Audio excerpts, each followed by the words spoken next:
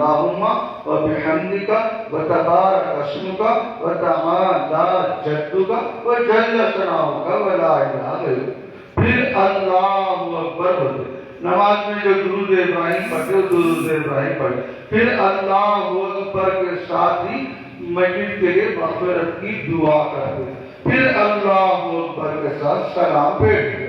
اب سلام پھیرنے کے بعد جہاں تک ہو سکے ہمارے بعض لوگ کیا ہے پھر اس کو دیکھنا شروع، جنازہ تیار ہو چکا، ملا علی قاری رحمۃ اللہ علیہ لکھتے ہیں فوراً لے چلو، کھڑے بھی نہیں ہونا، جتنا ہو سکے جلدی لے چلنا اور اس کو تدفین کرنا چاہیے۔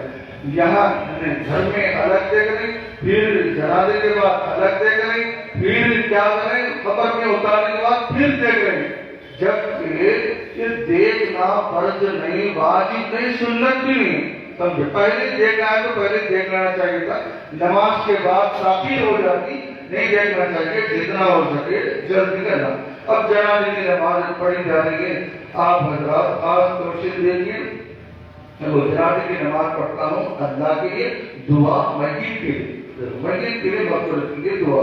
اب یہ چپل کا مسئلہ دیکھو، چپل اب گراؤنڈ میں نماز پڑھ رہے ہیں تو اس کے لیے کیا ہے، چپل کے اوپر کھڑے ہو جاؤ، سمجھو، نیچے پاک ہے نہ پاک ہے الگ بات ہے، چپل اگر گراؤنڈ میں پڑھ رہے ہیں مسجد میں تو کہاں چپل رکھ کے چلے جاتے ہیں، سمجھو، تو اب یہاں پورے میدان میں پڑھے اس طرح سے، یعنی چپل کو ہٹا کے ادھر رکھتے تھے بھی خاص طور سے ادھر بازو رکھی نماز جنازہ۔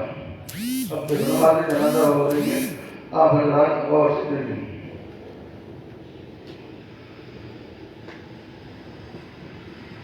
اللہ اکبر،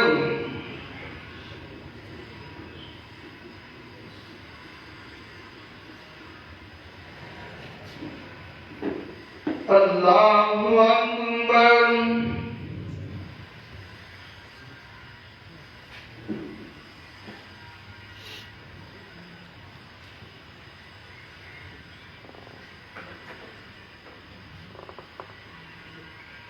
اللہ اکبر،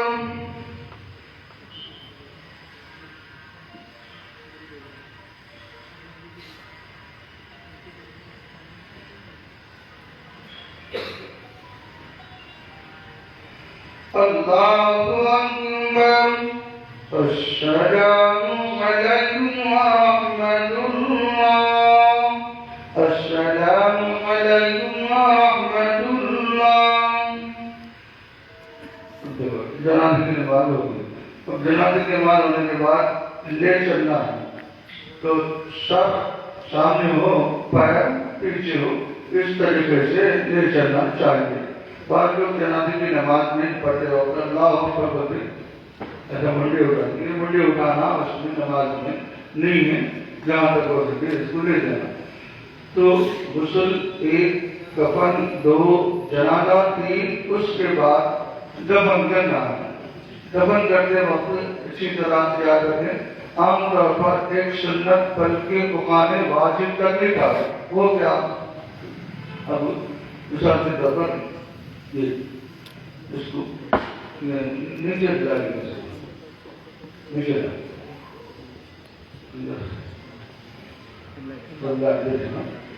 ایسا قبلے کی طرف سے نیچے اتارا، سمجھے، نیچے اتارنے کے بعد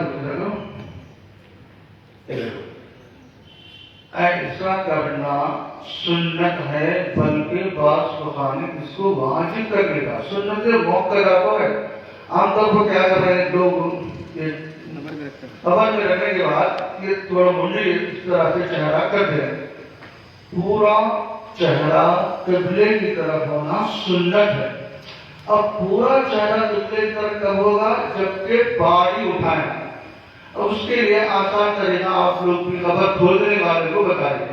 اس کے لیے ایک طریقہ تو یہ ہے کہ باڑی اٹھا کے پیچھے اینٹ کے ڈھیلے وغیرہ آتے ہیں رکھ دیں، اور قبر میں اصل سنت کیا ہے، بغلی قبر، جبکہ مٹی سخت ہو تو بغلی قبر نیچے کھولنے کے بعد، اب یہ زمین اتنی اونچی ہے کہ کھول دیے تو ادھر بغلی قبر کرنا۔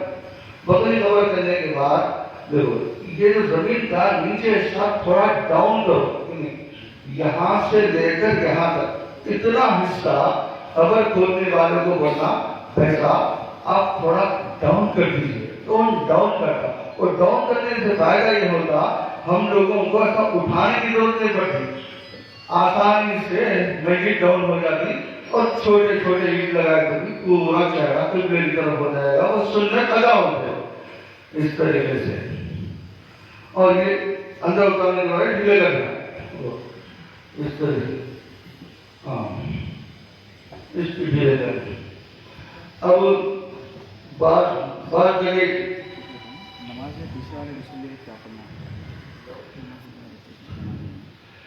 جنازے کی نماز میں پیچھے والے بھی آہستہ آہستہ درود، پہلے تو ثنا، اس کے بعد درود ابراہیم، اس کے بعد دعا یاد نہیں ہے تو اللہم اغفر للمؤمنین والمؤمنات والمسلمین والمسلمات پڑھ لیں، سلام پھر دے دیں، اور اندر رکھنے کے بعد بعد جگہ پہ یہ رکھتے وقت بسم اللہ وعلی ملت رسول اللہ بول کے نیچے رکھ دینا۔ بعض مقامات پر کھل کے ڈھیلے بول کے ڈال دیتے، یہ کھل کے ڈھیلے ڈالنا نہیں بلکہ پتہ ہے عالمگیری میں یہ لکھا ہوا ہے ہر آنے والا اس طریقے سے مٹی لے کے منہا خلقناکم، پھر مٹی لے کے دو لفظ اور فیہا نعیدکم، پھر اس طریقے سے مٹی لے کے ومنہا نخرجکم تارۃ اخری، جس کے معنی ہم نے اس مٹی سے تم کو پیدا کیا، اسی کے پہ تم کو لوٹائیں گے، اسی سے تم کو دوبارہ اٹھایا جائے گا، یہ اس کے معنی بھی ہو گئے۔ اس طریقے سے اس کو دفن کرنا۔ اب حدیث میں آتا ہے خبر کو پختہ نہیں کرنا۔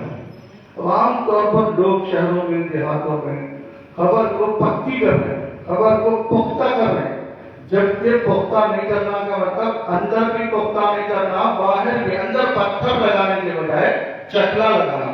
مسلم شریف کی حدیث میں آپ صلی اللہ علیہ وسلم کی بغلی خبر کی گئی اور اس آپ صلی اللہ علیہ وسلم کی باڑی اندر رکھنے کے بعد صحابہ کچی اینٹ لگائے، دیکھو بغلی خبر میں آپ صلی اللہ کی باڑی ایسا کرنے کے بعد کچی اینٹیں لگائے، اینٹ لگائے، پتھر نہیں لگائے، تو اوپر کی پتھر نہیں لگانا، اندر بھی پتھر، اندر ایک چکلا وغیرہ رکھنا۔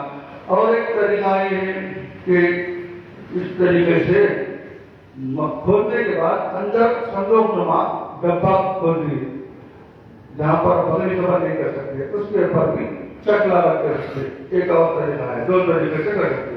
تو آپ لوگوں سے گزارش ہے اب یہ دفن کر دیں۔ اب دفن کرنے کے بعد عبداللہ ابن عمر رضی اللہ تعالیٰ عنہ سے یہ روایت موجود ہے، حضرت کا عمل سرانے کی طرف سورہ بقرہ کی ابتدائی آیات اور 35 کی طرف سورہ بقرہ کی آخری آیت، اور ایک حدیث میں استغفروا للمیت، میت کے لیے مغفرت کی دعا کرو۔ تو دفن کرنے کے بعد اس کے بعد مغفرت کی دعا ہوگی۔ دعا کے وقت خاص طور سے قبلے کی طرف رخ کر کے سب کھڑے ہو جانا، قبلے کی رخ کر کھڑے کے میت کے لیے مغفرت کی دعا، ہاتھ اٹھانا بھی اس کے لیے شرط نہیں، بغیر ہاتھ یا سامنے خبریں وغیرہ کچھ بھی نہیں ہے تب ہاتھ اٹھائے چل جاتا۔ اس دعا میں مغفرت کی کر کے واپس اپنے گھر آنا۔ بعض لوگ نہیں معلوم ہو گئے، اب دعا ہو گئی، جنازے کی نماز خود دعا ہے۔ اب دعا کے بعد پھر ڈبل دعا کرنا ایسا ہے جیسا سائیکل خرید لی، خریدنے کے بعد ہینڈل ہے، سیٹ ہے، اب ویلڈر کے پاس آگے، ویلڈر صاحب اس کو ایک اور ہینڈل لگاؤ، ہینڈل کے اوپر ہینڈل نہیں لگانا، سیٹ کے اوپر سیٹ پھرتے گا، سیٹ رہنے کے بعد پھر سیٹ کی کیا ضرورت؟ اب مغفرت کی دعا ہوگی دفن کرنے کے بعد، پھر 40 قدم تک دعا کرنے کی ضرورت نہیں، پھر دعا کرا تو اس کا مطلب سیٹ پہ سیٹ لگا ہینڈل پہ۔ بہرحال جو کر رہے ہیں ان کو پیار محبت کے ساتھ سمجھانا، پھر سنت کہتے اتنا ثابت ہے۔ حضرت مولانا سرفراز خان صفدر رحمۃ اللہ علیہ راہ سنت کے اندر ایک دو نہیں پرانے بڑے علماء کرام سے 13 کتابوں سے لکھا، جنازے کے بعد جنازے کی نماز ہونے کے بعد پھر ڈبل دعا نہیں ہے۔ بعض لوگ کر لیتے ہیں تو پیار محبت سے سمجھانا بس جو سنت طریقہ تھا۔ اور بعض لوگ کیا ہے خبر میں ابیر کرتے، پاؤڈر، ابیر پاؤڈر، یہ کافور لگائے نا، کافور کا کام کیا ہے؟ چند دن مردہ تازہ رہنے کے لیے، پھر ابیر کا کام بھی وہی ہے، یہ رہنے کے بعد پھر اس کی ضرورت نہیں ہے، سمجھے؟ اسی طرح گلاب کا پانی بھی بعض جگہ ڈالتے ہیں، خوشبو لگا رہے ہیں، خوشبو کا کام بھی وہی ہے، گلاب کا پانی کا بھی وہی ہے۔ تو گلاب کا پانی ہو یا ابیر ہو، بعض کو دفن کرنے کے بعد کشمش ڈالتے ہیں۔ یہ سب طریقے بنائے سے طریقے ہیں، سنت سے اس کا ثبوت نہیں ہے۔ بہرحال اور بھی معلومات بھی ہیں تو آپ لوگوں سے گزارش ہے علماء کرام سے پوچھ کر معلومات حاصل کریں، انشاءاللہ بہت بڑا ثواب ملے گا۔ اللہ تعالیٰ سے دعا کیجیے اللہ تعالیٰ ہم سب کو کہنے سننے زیادہ دین پر مضبوطی سے صحیح طریقے سے عمل کرنے کی توفیق عطا فرمائے۔ وما علینا الا البلاغ۔ حضرات سوالات پوچھنا چاہ رہے ہیں۔ ایک سوال یہ ہے کہ آپ ہمارے پاس پتھر لگاتے ہیں، جی چکلا نہیں لگاتے، تو پتھر کیوں نہیں لگانا، چکلا کیوں لگانا؟ پوچھیں۔ پیارے نبی صلی اللہ علیہ وسلم نے قبر کو پختہ کرنے سے منع کیا، حدیث میں صراحت ہے۔ اور بعض لوگ قبر کے پاس تختی بھی لگا ہے، تختی لکھے تختی، آپ صلی اللہ علیہ وسلم نے قبر پر لکھنے سے منع فرمایا۔ اور قبرستان میں چلتے وقت احتیاط سے چلنا، قبر کو روندنے سے بھی منع فرمایا۔ تو اب تک نہیں معلوم ہو کہ کرے، لیکن اب معلوم ہو گیا کہ لکھ کے لگانا آپ صلی اللہ علیہ وسلم نے منع کر دیا۔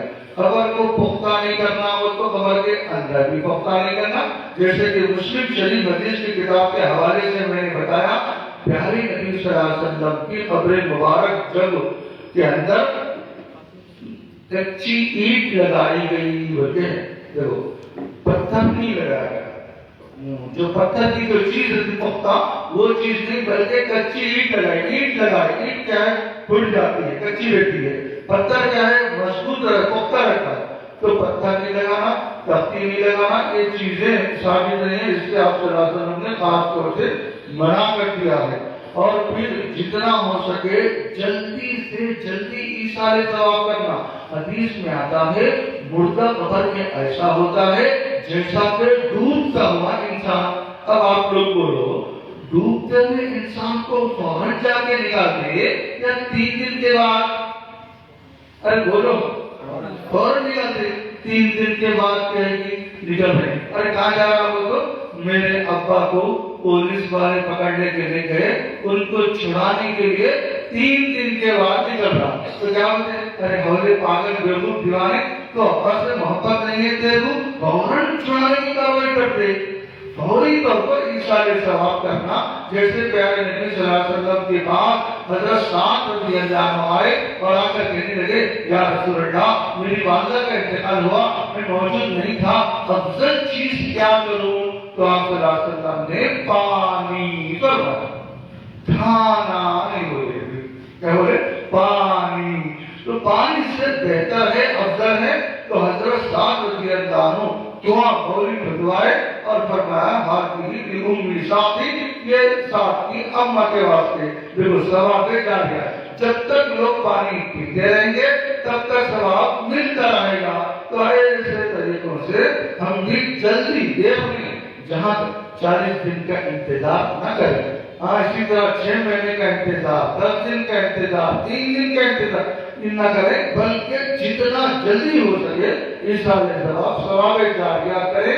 یہ نبی صلی اللہ علیہ وسلم سے ثابت ہے، صحابہ سے ثابت ہے، ایصال ثواب جلدی کرنا چاہیے۔ آپ لوگ بھی اپنے اپنے رشتہ داروں کو سمجھانا، کیونکہ عام طور پر لوگ صحیح طریقے سے ایصال ثواب نہیں کر رہے، جس میں ایک کو تاخیر کر رہے، دوسرا صحیح طریقہ نہیں ہو رہا۔ تو صحیح طریقے سے کریں اور جلدی کریں انشاءاللہ۔